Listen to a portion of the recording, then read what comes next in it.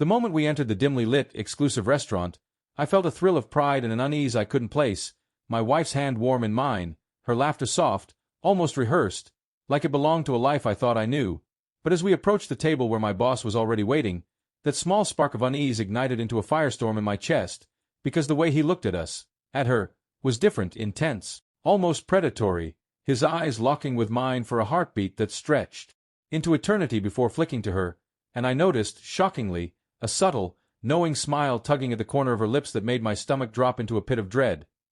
He leaned in, close enough that only she could hear, and whispered something so soft, so intimate, yet loaded with unspoken meaning, that the words themselves didn't matter, only the way her eyes widened for the briefest moment, the way her breath hitched, the way her hand trembled ever so slightly as it touched her glass. And I felt my knees weaken as a sudden, cold realization struck me. This was not casual, this was not innocent, this was something I was never meant to see, and as they shared that secret moment, frozen and silent, I could see the cracks in her perfect facade that I had once worshipped, the hidden truths lurking beneath her polished exterior, the life she had been living parallel to mine, hidden in plain sight. The laughter and polite conversation around us blurred into a background hum, the soft clinking of cutlery and murmurs of other diners fading into silence, because all I could focus on was the searing, unbearable tension between the two of them, a tension that spoke of betrayal, of intimacy, of things I never imagined my wife capable of, and yet, seeing the subtle way her gaze flicked toward me,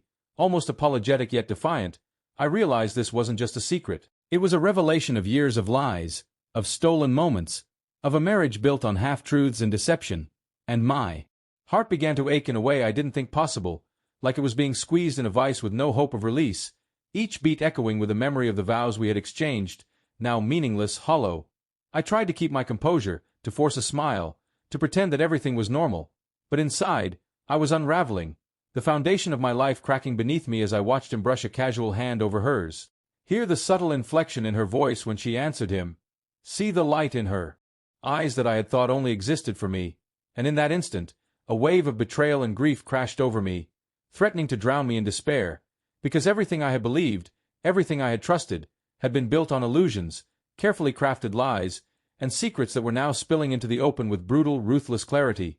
I wanted to scream, to demand answers, to tear apart the facade that had been my life, but I was paralyzed, trapped in the horror of witnessing my own wife reveal herself in ways I had never imagined, ways that shattered the very core of my being, and when the dinner ended, when the polite applause and laughter of others resumed, I followed them out, trying to gather my scattered thoughts, trying to make sense of the storm raging inside me, and every step toward the car was agony, every polite good night and forced handshake a dagger twisting in my chest, because the whispers and laughter of that dinner were engraved into my memory,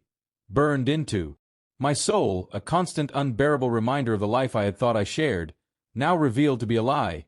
At home, I could not sleep, could not eat, could not think without seeing the image of them leaning close, whispering, laughing in a way that excluded me entirely, and the next morning, my worst fears were confirmed when, in a moment of desperate curiosity, I found messages on her phone, messages I shouldn't have seen, but which explained everything, messages filled with intimate jokes, private references, secret meetings, plans I had never been a part of, all pointing to a reality I had never dared to imagine, and the grief, the anger, the heartbreak overwhelmed me, because it was not a momentary indiscretion. It was years of hidden desire, of betrayal that had been carefully concealed behind the mask of a perfect marriage, and I realized, with a cold, sinking horror, that I had been living with a stranger, someone I thought I loved, someone who had perfected the art of deceit, so completely that I had never suspected a thing. I remembered the subtle things I had ignored, the late nights she said were work, the hurried excuses, the faint scent of another man's cologne I had tried to rationalize away, and now it all made sense,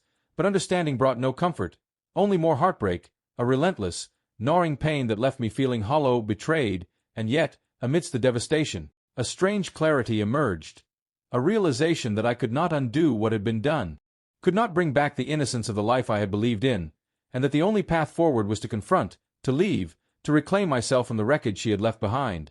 When I finally confronted her, my voice trembling but firm, demanding the truth, asking why, she looked at me with that calm, almost cruel composure, and said simply, softly, "I never meant to hurt you. I just needed more." And the simplicity of the words, the cold honesty, the lack of remorse, hit me harder than any betrayal ever could, and in that instant, I realized that love, no matter how deep, cannot survive deceit, cannot endure secrets that poison it from within. And I left her that night, walking away from everything I had built, everything I had dreamed of, everything I had given my heart to, because staying would have been a lie to myself,